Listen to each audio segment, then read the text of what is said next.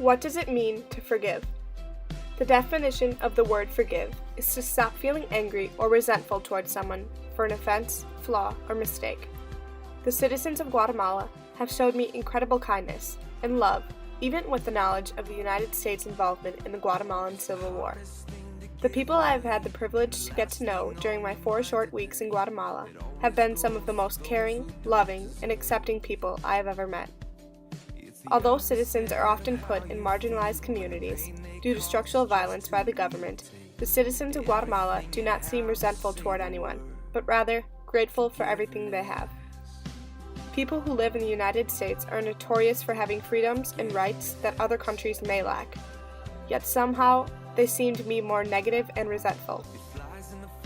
Through organizations such as De La Gente, Guatemalans are able to create communities and strong relationships that they can rely on in times of need, showing the true definition of comunio.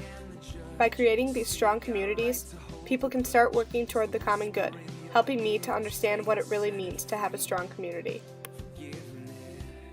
Over the course of the past month in Guatemala, I have been shocked while learning about the country's history. Not only was there a 36-year civil war killing 200,000 innocent people, but also learning about the United States' involvement in this atrocity. The United States government staged a coup against the Guatemalan government over a debate on land.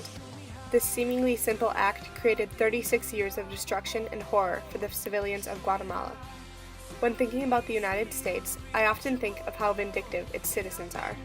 Many people hold grudges over minuscule problems that will not affect us in 10 years, or fight over small issues that can normally be solved civilly.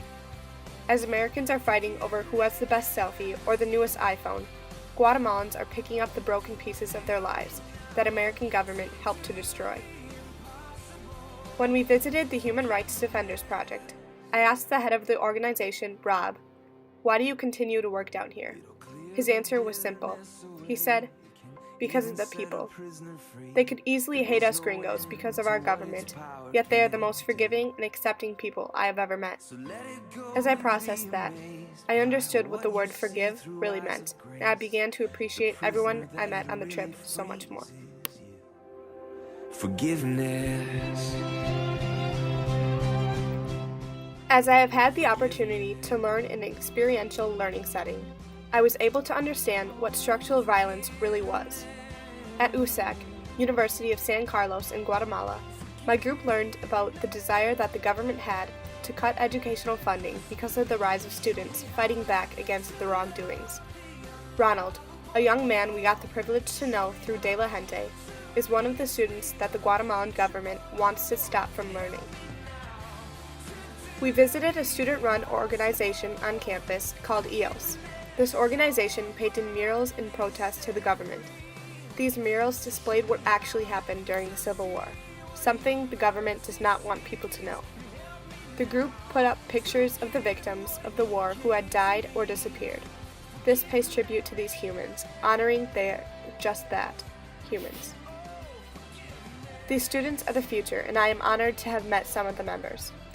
As Ronald continues to find out about the human rights violations that the government is committing, he gathers more and more students to fight back and demand the need for their rights. By cutting the educational funds, the government is creating structural violence, not allowing these students to learn about their rights and how the government is deliberately violating them. This, however, is not the first time the government has created structural violence. During the Civil War, the Army displaced hundreds of communities, forcing them without basic needs and allowing their children to die, in hopes of eliminating indigenous and poor completely. Although Guatemalan citizens have gone through years of pain and hardship, it does not hinder them from being the amazing people they are today. Being marginalized does not define someone. Ronald had said that he grew up in a poor family where he had to begin working at 13 years old, just to pay for his own education. Today, he is a college student with large hopes and aspirations, who was able to rally 60,000 students in protest to the government, proving that because you were born marginalized does not mean you must stay there. Over the last few weeks, I've had the opportunity to think a lot about my personal privilege. Because of the fact that I have white skin and live in the United States, I am seen as superior to others, simply because of the color on my skin. I grew up in a conservative town where none of its citizens had to worry about whether or not they could afford to send their children to school, or if the army would take them from their homes. When coming to Guatemala, I had one thought, and that was that the people of Guatemala would be bitter and not willing to accept white people into their communities. I could not have been more wrong. I felt an overwhelming feeling of gratitude for the immediate acceptance my group was offered as soon as our plane touched down in the city. No eyes glaring, whispers exchanged, or walking away. Rather, a hand outstretched and a smile upon their face was the welcome I received, and I immediately knew that Guatemala would be a place that would be hard to say goodbye to. Laughter, happiness, joy, and acceptance are the beautiful themes I saw at play in each of the people I met. After each visit with an organization or a farmer's dinner, our group was told that if we ever returned to Guatemala, we have a forever home, and that their doors were always open. If the situation were reversed, the United States would look upon Guatemalans as inferior, having nothing to offer us, because that is the way society in the United States is, no matter how much we don't want to admit it.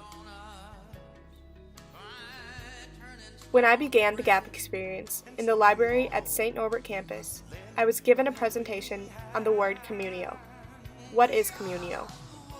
Communio is the act of living in relationship with God and community.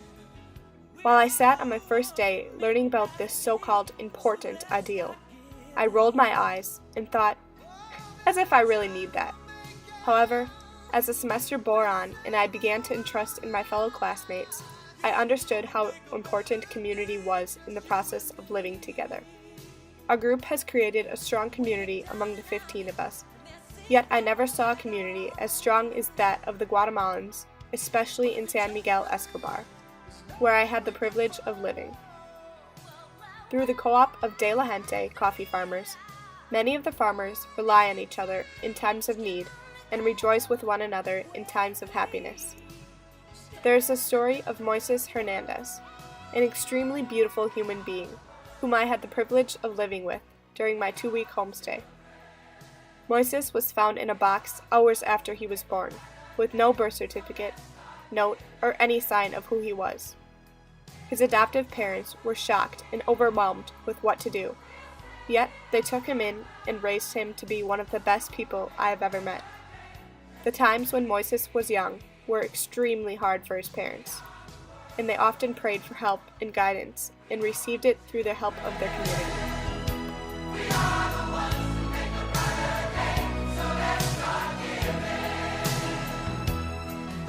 My original idea of what the common good is to serve others, simply because it is our moral obligation as humans to do so. My definition could not have altered more. I now see the common good as a concept that all citizens deserve and wish to meet.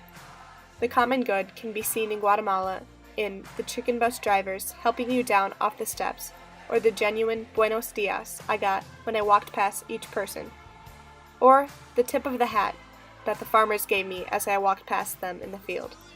The common good is seen everywhere, as long as one is willing to look for it. I now know that the common good does not simply mean serving others. The common good can be achieved when I, a person of white skin, listen to the story of a Guatemalan and bear witness to their story. I can empower them to feel comfortable telling me their lives, and empower them to tell larger audiences, in hopes that they will listen, in hopes to change the wrongdoings this country is still committing today. The common good does not mean picking up trash on the side of the highway. It means learning through others, listening to how organizations work and what their mission is to help others. It is lending a hand so that communities can start to grow by themselves without the help of outsiders. The common good is Moises, a 16-year-old boy who has not grown up with the latest iPhone or been to Disney World or anywhere outside of his country. He is a boy that learned English in less than 2 years and applies himself in every which way, just because he wants to improve himself. Someone who has aspirations higher than I could ever imagine, but most of all, someone who loves everyone and would put anyone's needs and desires before his own. This is what I believe to be the true definition of what it means to be in communio.